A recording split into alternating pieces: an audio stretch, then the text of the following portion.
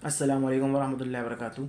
अच्छा, आपसे एक बात शेयर करनी है, वो ये कि जैसा कि आपको पता है कि भाई 2 जून से जो है 2024 का T20 वर्ल्ड कप स्टार्ट हो गया।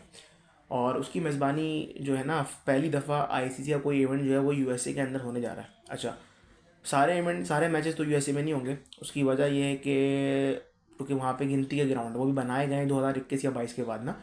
जब 2021 या 22 के अंदर आईसीसी की मीटिंग के अंदर ये बात हुई थी कि भाई जो 2024 यानी कि 2024 का T20 वर्ल्ड कप कहाँ होगा, तो भाई उस पर कहा भाई यूएसए में होगा। लेकिन यूएसए में ग्राउंड नहीं थे, तो इस वजह से उन्होंने कहा कि भाई आप वेस्ट इंडीज़ के साथ जो है मिल के T20 वर्ल्ड कप की जो है मेज़बानी करें। तो जो उसमें गिनती के उनके ग्राउंड है, मुश्किल से जो रिपोर्ट के मुताबिक 5 ग्राउंड है जिसमें T20 वर्ल्ड कप के मैचेस होंगे, जिसमें हमारे पास चर्च स्ट्रीट है, इसके साथ एयर हॉग्स है और सेंट्रल ब्रोवार्ड है। इस तरीके 2-3 नाम और हैं। टेक्सास और फ्लोरिडा के अंदर जो है ये ग्राउंड है। बात यह है कि आप ये देखें कि अब मैं आपको जो चीज़ समझाना चाह रहा हूँ उनको समझिए और से। लाजमी सी बात है कि अभी भी हम सबको पता है कि इसराइल को सपोर्ट कौन कर रहा है, अमेरिका कर रहा है, और दूसरी कंट्री सपोर्ट कर रही हैं जो जो, और इसी तरह इसराइली प्रोडक्ट्स या जूइश जितने भी बड़े बड़े ऑनर्स हैं वो इसराइल को सपोर्ट कर रहे हैं।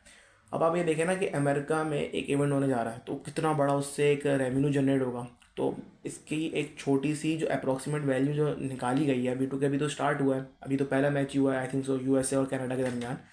जो पहला एक रेशो निकाला गया भाई, इतना मैक्सिमम यानी इतना मिनिमम जनरेट लाजमी कर सकता है। मैक्सिमम नहीं पता लेकिन मिनिमम इतना है।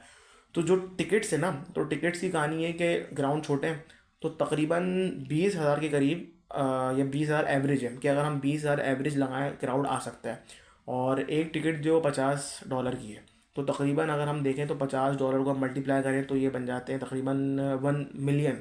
और ये है कि 10 से 15 मैचेस वहाँ पर यूएसए के अंदर होंगे, तो तकरीबन 10 से 15 मिलियन आपके सिर्फ टिकट से इन्होंने एक तरफ कर लिए। उसके बाद आते हैं जो ब्रॉडकास्टिंग राइट्स हैं। अब ये तो आईसीसी के जितने भी ब्रॉडकास्टिंग राइट्स होते हैं, इनकी वैल्यू, इनकी परचेसिंग बहुत ही ज़्यादा हाई होती है।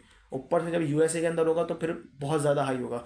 और इससे तकरीबन जो है ना, इस वक्त जो अप्रॉक्सीमेट वैल्यू है वो है 50 to 20 मिलियंस डॉलर।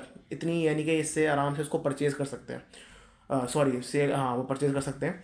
और दूसरा फिर हमारे पास आता है जो क्या कहते हैं अपना, जो स्पॉन्सरशिप वगैरह है, और वो जितने हैं, जितने भी लोग, जितने ब्रांड्स आएंगे वहाँ पे स्पॉन्सर करेंगे, उससे भी तकरीबन आपका 10 to 15 मिलियन के करीब जो है ये एक तरीके से रेवेन्यू जनरेट कर सकते हैं, और एक बहुत बिग डील हो सकती है ये। एक कम से कम है ये, ज़्यादा से ज़्यादा नहीं पता। फिर उसके बाद जो वहाँ पे फॉरनर्स आएंगे या जो टूरिज़्म आएगा, जो मैचेस देखने आएंगे लोग, तो पूरी दुनिया से लोग मैच देखने आएंगे, तो उनका जो ट्रांसपोर्ट है, सर्विस है, फूड है, होटल्स वगैरह, वो सब मिला मिलू के 5 to 10 मिलियंस का यहाँ से एक साइड ये रेवेन्यू जनरेट कर सकते हैं।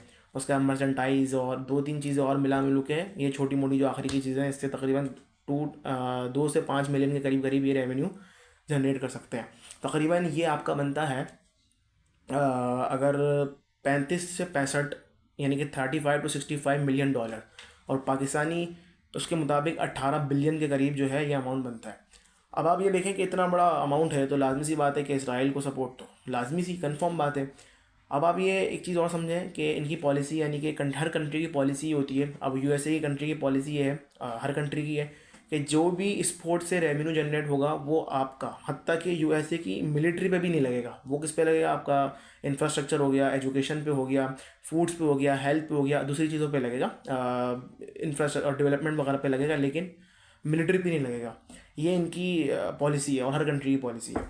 लेकिन अगर हम बात करें तो इनको अपने कोई रूल्स रेगुलेशन की परवाह नहीं है, क्योंकि ओआईसी के रूल के अंदर लिखा हुआ है, ओआईसी के चार्टर्ड में लिखा हुआ है कि अगर मुसलमानों पर या फ़लस्तीन या किसी भी मुसलमानों, फ़लस्तीन के मुसलमानों पर अगर जुल्म होगा, तो तमाम मुसलमान हुक्मरानों पे लाजमी है कि भाई वो जो है अस्करी जो है ना, यानी फ़ौजी जो मदद है वो लाजमी भेजें। तो वो तो यह तो क्या कहते हैं, इसके ख़िलाफ़ वर्जी कर रहे हैं, और 10 अपने जो इनके जो अपने ओआईसी और यूएन के जितनी इनकी रूल्स रेगुलेशन है, जितनी पॉलिसीज़ है, उनको ब्रेक कर चुके हैं। तो इनके लिए ये चीज़ ब्रेक करना कोई मुश्किल नहीं है। तो ये कंफर्म बात है, ये 100% श्योरिटी के साथ बात है कि जितना ये कमाएंगे, ये तो मैं आपको कम से कम अमाउंट बता रहा हूँ।